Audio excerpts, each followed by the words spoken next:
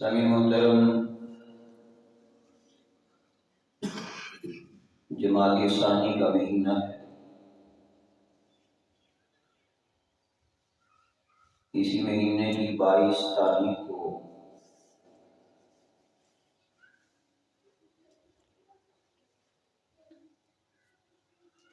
خلیفۃ المسلمین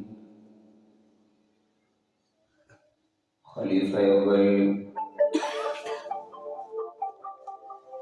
خلیفہ بلا فصل امام الصحابہ حضرت سیدنا ابو بکر صدیق رضی اللہ تعالیٰ عنہ کی وفات ہے۔ تو آج کے خطبے کے اندر بھی میں آپ حضرات کے سامنے حضرت ابو بکر صدیق رضی اللہ تعالیٰ عنہ کے فضائل اور مناقب پر گفتگو کروں گا۔ اللہ پاک ہم سب کو صحابہ کرام سے، اہل بیت الاسلام سے سچی محبت نصیب فرمائے۔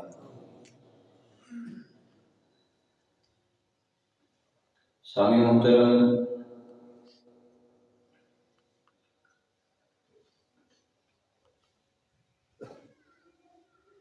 حضور اکرم صلی اللہ علیہ وسلم کے جتنے صحابہ ہیں،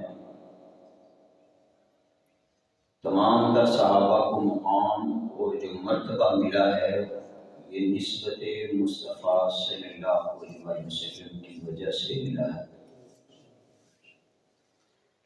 کسی کو کوئی مقام اور مرتبہ رشتہ داری کی وجہ سے نہیں ملا۔ اگر رشتہ داری کی وجہ سے مقام اور مرتبہ ملنا ہوتا جیسا کہ آج دنیا کا دستور ہے،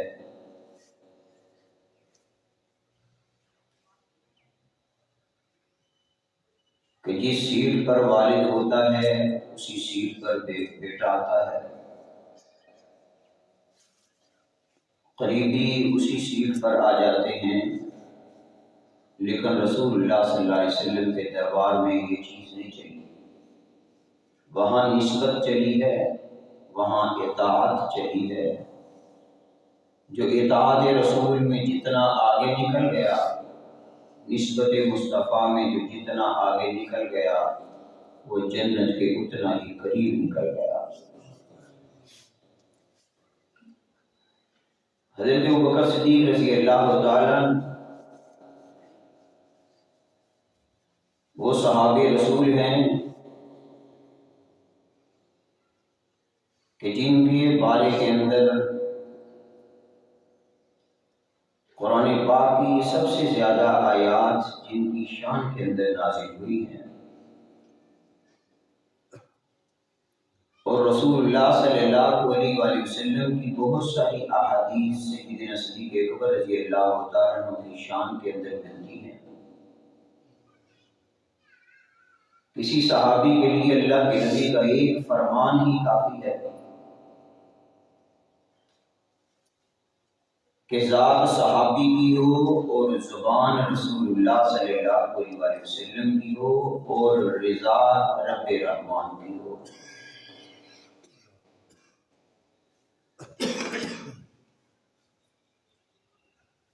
جو جو چیزیں آقا علیہ السلام کو پسند تھیں وہی چیزیں سیدنا صدیق اکبر رضی اللہ تعالیٰ عنہ کو پسند تھیں۔ ایک موقع پہ آقا علیہ السلام نے ارشاد فرمایا کہ مجھے یہ چیزیں بڑی پسند ہیں، 3 چیزوں کا تذکرہ فرمایا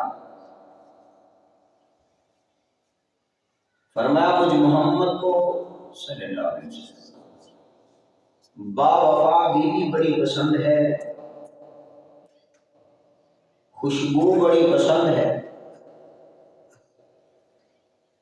آقا علیہ السلام ان چیزوں کا تذکرہ کر رہے تھے تو سیدنا صدیق اکبر رضی اللہ تعالیٰ عنہ بھی تشریف فرما تھے۔ کہا یا رسول اللہ صلی اللہ علیہ وسلم، مجھے بھی 3 چیزوں سے بڑی محبت ہے، میں بھی چاہتا ہوں وہ 3 کام ہوں۔ آقا علیہ الصلوۃ والسلام نے فرمایا ابو بکر وہ تیرے 3 کام کون سے ہیں؟ کہا یا رسول اللہ صلی اللہ علیہ وسلم وہ 3 کام یہ ہیں، پیسہ میرا ہو خرچ آپ کا، دوسری چیز یہ ہے کہ بیٹی میری ہو اور آپ کے نکاح میں ہو، اور تیسری چیز ارشاد فرمایا اللہ کے رسول النظر الی وجہ رسول اللہ، کہ نظر میری ہو چہرہ مصطفیٰ۔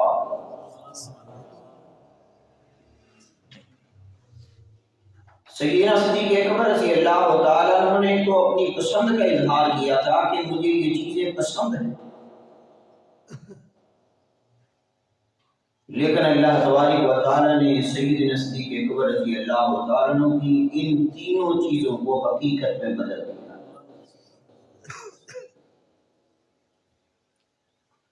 سیدنا صدیق اکبر رضی اللہ تعالیٰ عنہ نے اپنی ساری دولت رسول اللہ صلی اللہ علیہ وسلم پہ قربان کر دی۔ جب سیدہ خدیجہ الکبریٰ رضی اللہ تعالیٰ عنہ کا انتقال ہو گیا تو آقا علیہ السلام افسردہ رہتے تھے، غمزدہ غمگین رہتے تھے، کیونکہ رسول اللہ صلی اللہ علیہ وسلم کے گھر میں بیٹیاں تھیں۔ جب ماں کا سایہ سر پر نہ ہو تو جو بیٹیوں کو کمی محسوس ہوتی ہے بیٹے اس کی پرواہ نہیں کرتے۔ بیٹیوں کو ماں کی زیادہ ضرورت ہوتی ہے، خاص کر اس وقت جب بچیوں کی شادی کی جائے۔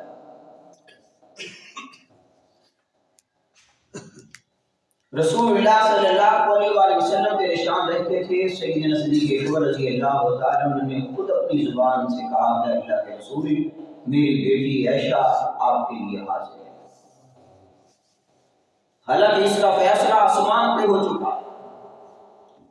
ایک دن جبرائیل امین آئے، ریشم کا کپڑا لائے، ریشم کا کپڑا بند تھا، یہ لپٹا ہوا تھا۔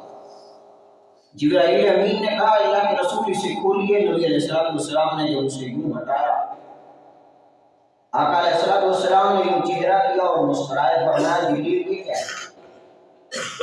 کہا اللہ کے رسول صلی اللہ علیہ وسلم یہ تصویر ہے اس لڑکی کی جس کے ساتھ آپ کا نکاح اللہ نے کر دیا۔ اب رسول اللہ صلی اللہ علیہ وسلم نے بس ایک نظر دیکھی تھی اس ریشم کے کپڑے میں جو جبریل تصویر لایا، یہ تصویر حضرت ابوبکر کی بیٹی حضرت عائشہ صدیقہ کی تھی۔ رسول اللہ صلی اللہ علیہ وسلم نے ایک موقع پر ارشاد فرمایا میری امت کے لوگوں، میں نے اپنا نکاح کسی کے ساتھ اپنی مرضی سے نہیں کیا، اور میں نے اپنی بیٹیوں کے نکاح بھی اپنی مرضی سے نہیں کیے، یہ اللہ کا حکم ہوا ہے تو یہ نکاح ہوئے ہیں۔ مجھ محمد کا نکاح اللہ نے آسمان پہ کیا ہے۔ گویا سیدنا صدیق اکبر رضی اللہ تعالیٰ کی جو مرضی تھی کہ بیٹی میری ہو اور آپ کے گھر کے اندر ہو، اللہ نے اس تمنا کو، اس آرزو کو صدیق اکبر رضی اللہ تعالیٰ عنہ کی اس نیت کو اللہ نے حقیقت میں بدل دیا۔ اور رسول اللہ صلی اللہ علیہ وسلم کے لیے سب بیویاں ہی تھیں، مگر حضرت عائشہ کے ساتھ بڑی محبت کرتے تھے۔ پھر سیدنا صدیق اکبر رضی اللہ تعالیٰ عنہ نے تیسری چیز ارشاد فرمائی تھی النظر الی وجہ رسول اللہ، کہ اللہ کے محبوب نظر میری ہو چہرہ آپ کا ہو۔ اللہ نے وہ بھی حقیقت میں بدلا۔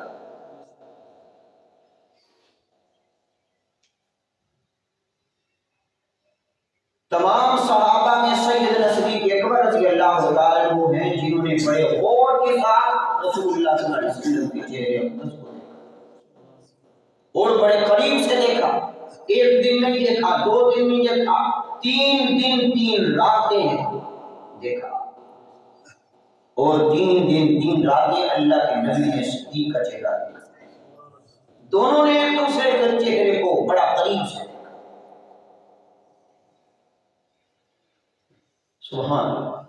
کیا محبت ہی سیدنا صدیق اکبر رضی اللہ تعالیٰ عنہ کو اللہ کے محبوب سے۔ جس وقت غار کی چڑھائی چڑھنے لگے، رسول اللہ صلی اللہ علیہ وسلم کے پاؤں میں پتھر لگنے لگے، پتھر زخمی ہونے لگے۔ سیدنا صدیق اکبر رضی اللہ تعالیٰ نے فرمایا اللہ کے رسول آپ سوار ہو جائیے۔ فرمایا ابوبکر سواری کہاں ہے؟ کہا اللہ کے رسول آج ابوبکر خود سواری بن جائے گا۔ زمین پر بیٹھ گئے۔ آقا علیہ السلام نے سیدنا صدیق اکبر کے سر پہ ہاتھ کا سہارا لیتے ہوئے ایک ٹانگ ادھر رکھی، دوسرے کندھے پہ رکھی، بیٹھ گئے۔ حضرت ابوبکر صدیق رضی اللہ عنہ کو کھڑے ہو گئے۔ 3 میل کی چڑھائی سیدنا صدیق اکبر رضی اللہ عنہ کو رسول اللہ صلی اللہ علیہ وسلم کو کندھوں پہ سوار کر کے لے گئے۔ اتنا وزن 40,000 لوگوں کا وزن کندھے پر صدیق اکبر نے اٹھایا ہے۔ کیسے لے گئے؟ کسی نے پوچھا ابوبکر اتنا وزن کیسے اٹھا لیا؟ حضرت ابوبکر نے فرمایا جب نبی ساتھ ہوتے ہیں نہ رات کا پتہ چلتا ہے نہ بوجھ کا پتہ چلتا ہے۔ جب یہ پیدل چل رہے تھے حضرت ابوبکر صدیق رضی اللہ عنہ کبھی آگے کبھی پیچھے، کبھی دائیں کبھی بائیں۔ آقا علیہ السلام نے فرمایا ابوبکر کیا بات ہے؟ کبھی دائیں چلتے ہو کبھی بائیں چلتے ہو، کبھی آگے کبھی پیچھے چلتے ہو۔ حضرت ابوبکر صدیق نے کہا یا رسول اللہ صلی اللہ علیہ وسلم دشمن نے آپ کے سر کی قیمت لگا رکھی ہے، دشمن آپ کو تلاش کرتا ہوگا۔ جب میں پیچھے چلتا ہوں میرے دل میں آتا ہے کہ دشمن آگے سے حملہ نہ کر دے، میں آگے چلنے لگ جاتا ہوں۔ جب آگے چلتا ہوں پھر دل میں خیال پیدا ہوتا ہے دشمن کہیں دائیں طرف سے حملہ نہ کر دے، میں دائیں طرف آ جاتا ہوں۔ پھر میرے دل میں خیال پیدا ہوتا ہے دشمن کہیں بائیں طرف سے حملہ نہ کر دے، اے اللہ کے رسول میں بائیں طرف سے آ جاتا ہوں، مجھے نقصان ہوتا ہے ہو جائے مگر اللہ کے محبوب کو کوئی نقصان نہ ہو۔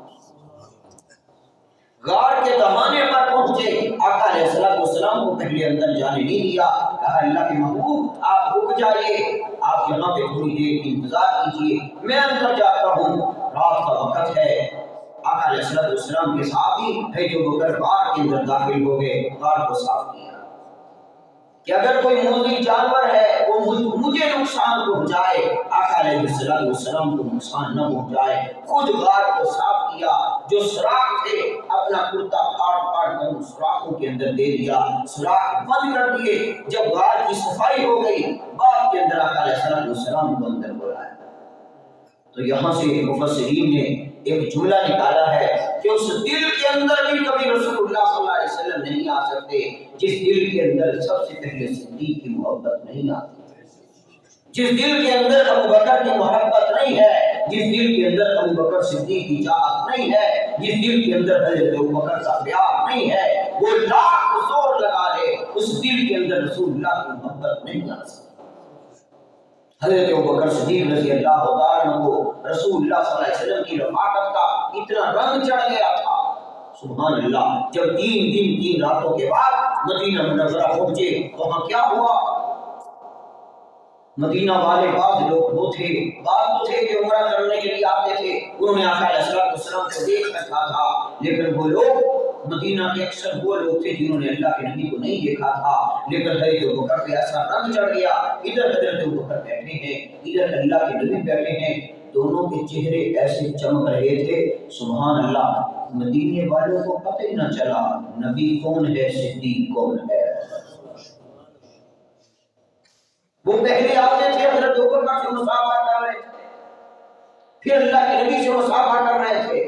یہ تو جب سورج کی کرنیں آئی حضرت ابوبکر صدیق رضی اللہ عنہ کپڑا لے کر رسول اللہ صلی اللہ علیہ وسلم کے سر مبارک کے اوپر سایہ کر کے کھڑے ہو گئے کہ دھوپ کی کرنیں رسول اللہ صلی اللہ علیہ وسلم کو تکلیف نہ پہنچائے۔ پھر مدینے والوں نے دیکھا، پھر پتہ چلا کہ یہ جو سایہ کیے کھڑا ہے یہ تو خادم ہے، یہ تو غلام ہے، اللہ کے نبی کے نیچے بیٹھے ہوئے۔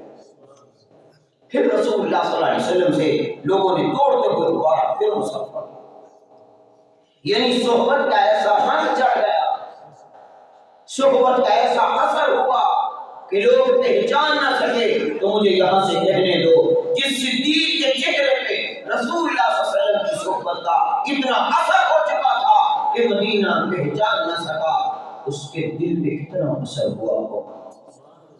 چہرے پہ اتنی نورانیت آ چکی، دل کتنا منور ہو چکا تھا، دل کے اندر اتنا نور پیدا ہو چکا تھا، دل کتنا قرب الہی سے بڑھ چکا تھا۔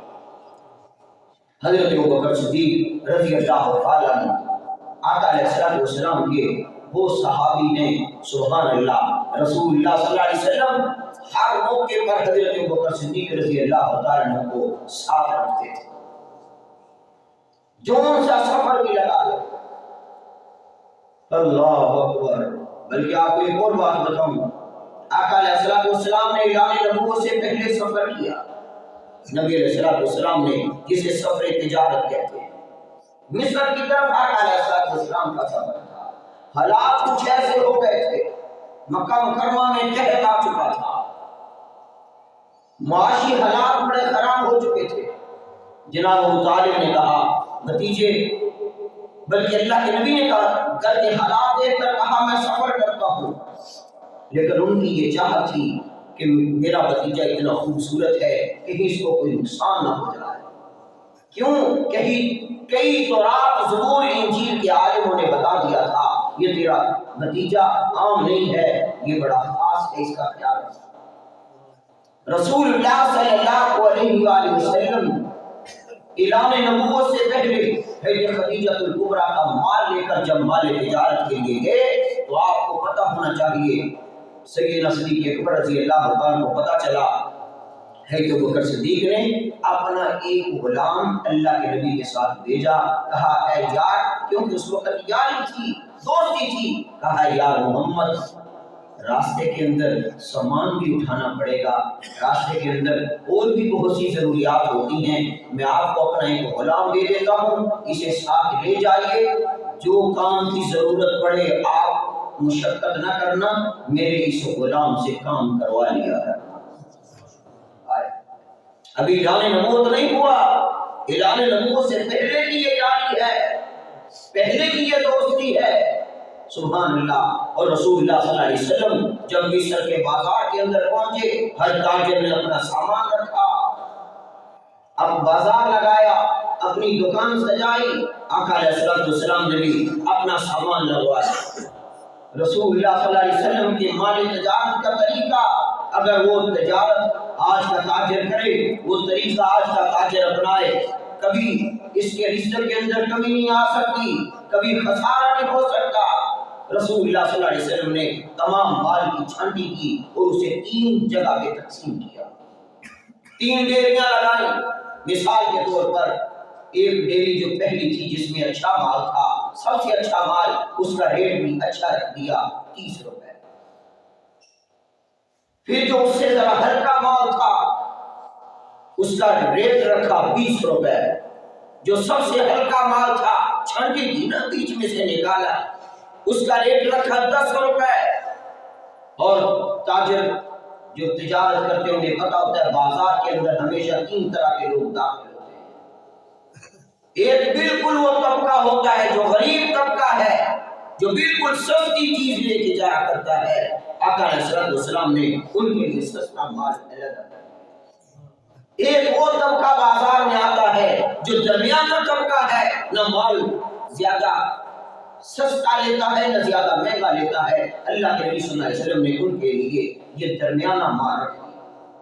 ایک طبقہ بازار میں وہ آتا ہے جو سب سے قیمتی سامان لیتا ہے، جس کا ریٹ زیادہ ہو، رقم زیادہ ہو، مال اچھا ہو۔ آقا علیہ السلام نے اس کی ڈیری الگ الگ، یہ تجارت کا اصول بتایا۔ یہ نہیں کہا ہمیں پیچھے سے ایسا آیا ہے لے جاؤ، نہیں، خود چھانٹی کی ہے، اگر نقصان ہوا خود بھرا ہے، بلکہ اس طرح نقصان ہوتے ہی نہیں ہے، اس طرح نقصان ہوتا نہیں ہے۔ سبحان اللہ۔ آقا علیہ السلام نے کیا طریقہ بتایا تجارت، کیسے نقصان ہو سکتا ہے، کسی کے ساتھ ظلم بھی نہیں ہو سکتا۔ ہم نے دکانوں میں لکھ رکھا ہے کہ لیا ہوا مال، خریدا ہوا مال واپس نہیں ہوگا۔ کیوں نہیں ہوگا؟ یہ کس شریعت کے اندر لکھا ہوا ہے کہ خریدا ہوا مال واپس نہیں ہوگا؟ آقا علیہ السلام کی تجارت کا سفر پڑھیے، رسول اللہ صلی اللہ علیہ وسلم نے کیسے تجارت کی ہے، صحابہ نے کیسے تجارت کی ہے۔ تاجر اگر اس تجارت کو پڑھ لے کبھی خسارہ نہیں ہو سکتا۔ کیونکہ رسول اللہ صلی اللہ علیہ وسلم نے جو کام بھی کیا ہے اللہ کے نبی صلی اللہ علیہ وسلم کا کوئی عمل امتی کو نقصان نہیں پہنچا سکتا بلکہ فائدہ ہی پہنچا سکتا ہے۔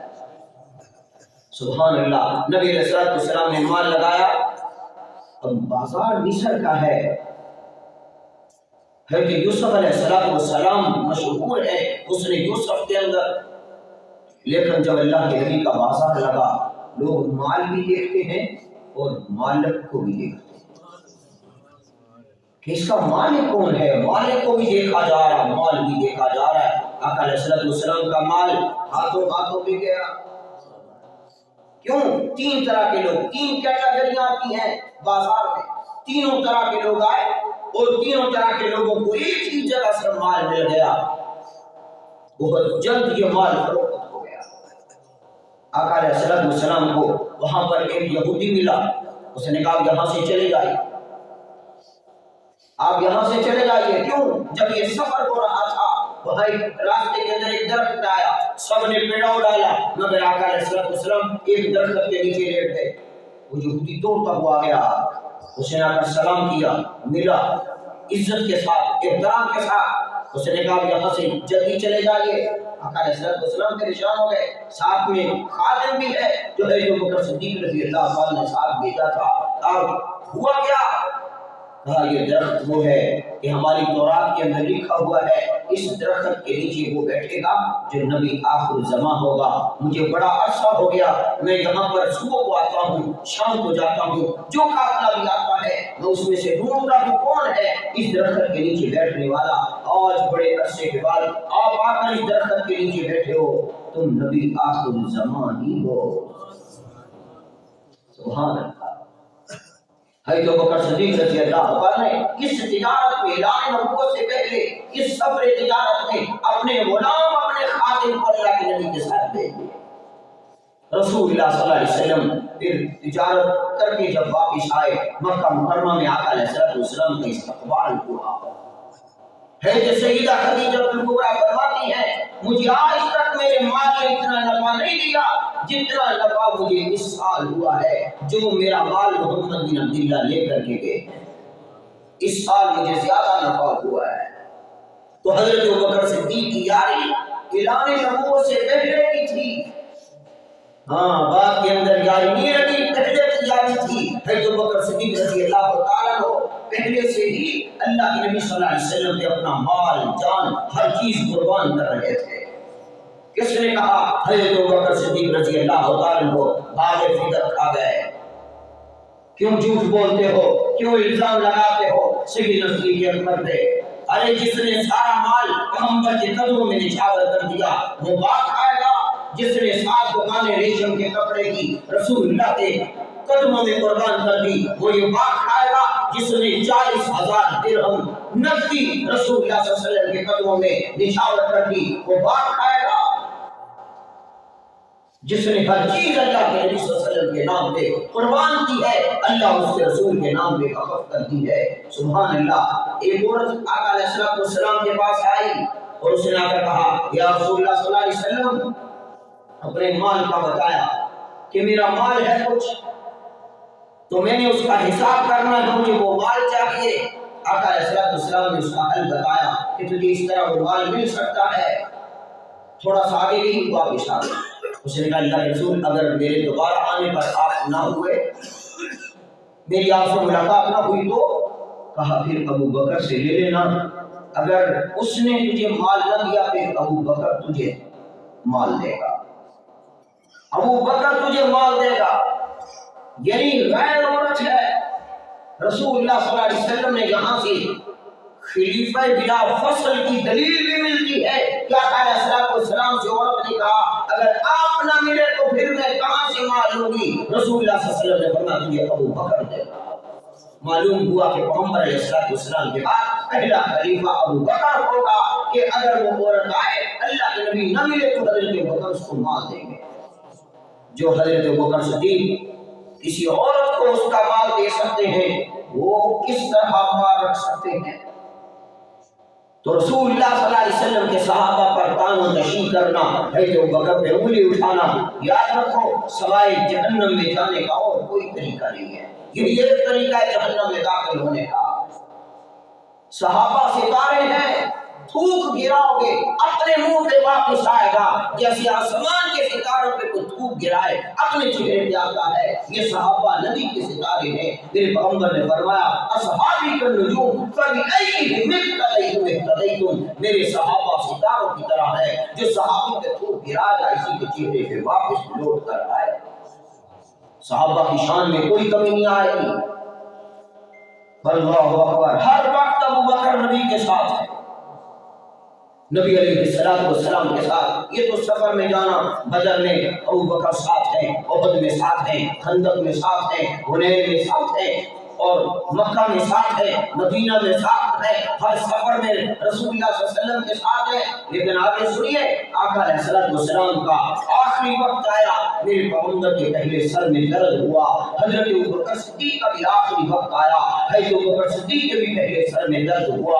میرے پیغمبر کو بھی پہلے بخار ہوا، حضرت ابوبکر کو بھی پہلے بخار ہوا۔ میرے پیغمبر کو دنیا سے جانے سے پہلے 15 دن پہلے بخار آیا، حضرت ابوبکر کو بھی دنیا سے جانے سے 15 دن پہلے بخار آیا۔ میرے پیغمبر کو بھی یہودی نے بکری کے گوشت کے اندر زہر دے دیا تھا 2 سال پہلے، اور حضرت ابوبکر کو بھی یہودیوں نے بکری کے گوشت کے اندر زہر ملا کے دے دیا تھا۔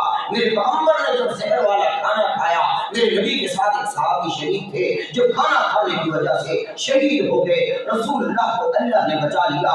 حضرت ابوبکر کو جب کھانے میں زہر دیا گیا، اس وقت ابوبکر کے ساتھ بھی ایک صحابی شریک تھے، کھانا کھانے کی وجہ سے صحابی شہید ہو گئے، ابوبکر کو خدا نے بچا لیا۔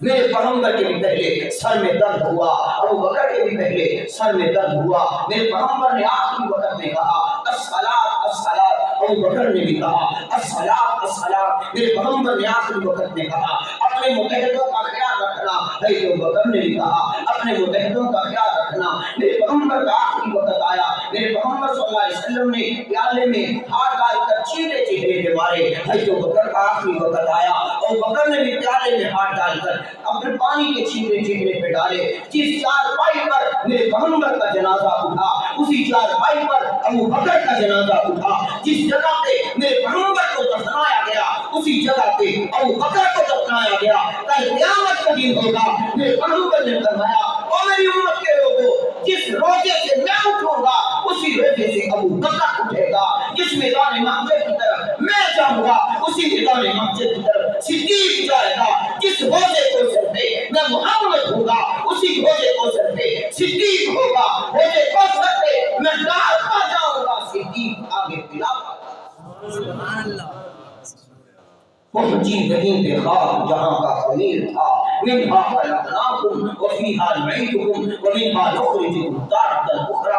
فرمایا اللہ نے تمہیں مٹی سے پیدا کیا ہے، منہا خلقناکم، تمہیں مٹی سے پیدا کیا ہے، وفیہا نعیدکم، دوبارہ اسی میں لوٹاؤں گا، ومنہا نخرجکم تارۃ اخری، اور قیامت والے دن تمہیں اسی میں سے کھڑا کروں گا۔ جس جگہ سے میرے پیغمبر کا خمیر اٹھایا گیا اسی جگہ سے حضرت ابوبکر کا خمیر اٹھایا گیا۔